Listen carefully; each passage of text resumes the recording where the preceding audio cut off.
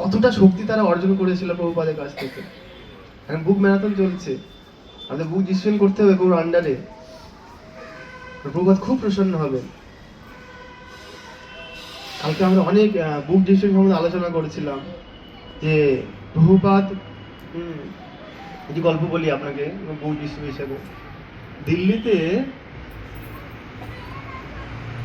ভক্তরা এই বুক ম্যারাথনের সময় বুক ডিসিশন করতে বেরিয়েছে রাস্তায়।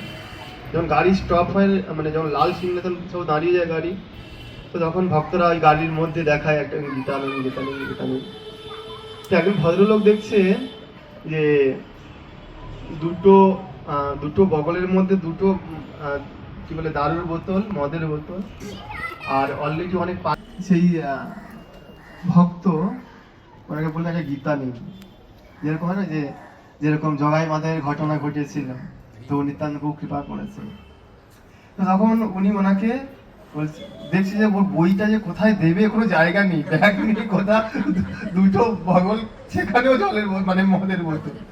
তখন সে ভক্ত বুদ্ধি করে একটা বগলের মধ্যে একটা হিন্দি ভগবদ্গীতা দিয়ে এরকম চেপে দিয়েছে। উনি এরকম ধরে আছে, একটা বোতলও আছে, চেপে থাকতেও হবে, আর গীতা ওর মধ্যে আছে। এবার গীতার দামটা তো নিতে হবে, তো মানি ব্যাগ থেকে যা দাম ছিল 100 টাকা না কত দাম ছিল সেই সময় টাকাও বের করে নিয়েছে। এবার সেই ব্যক্তি চলে গেছে, চলতে চলতে বাড়িতে ফিরেছে। ফিরে দেখছে যে যখন নেশার ঘোরটা কেটেছে, তো তখন গীতাটা অধ্যয়ন করছে। অধ্যয়ন করার পরে দেখছে, আরে আমি যে এত কষ্ট করে অর্থ উপার্জন করছি, অর্থ উপার্জন করে নেশা করছি, নেশা করার ফলে আমাকে তো নরকে যেতে হবে এই শাস্ত্র অনুযায়ী।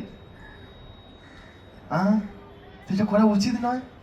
তো তখন পুরোপুরিভাবে সম্পূর্ণভাবে কোথায় শিক্ষা পাওয়া যায় সেই গীতাতে খুঁজতে, কোথাও যে ভক্তদের অ্যাড্রেস আছে কিনা সেখানে পৌঁছে গেলে তাহলে আরো জ্ঞান প্রাপ্ত হতে পারবো। তখন ইসকন দিল্লি ইস্ট অফ কৈলাসে গেছে। ওখানে রবিবার সানডে ফিস্ট লেকচার হচ্ছে, চলছে।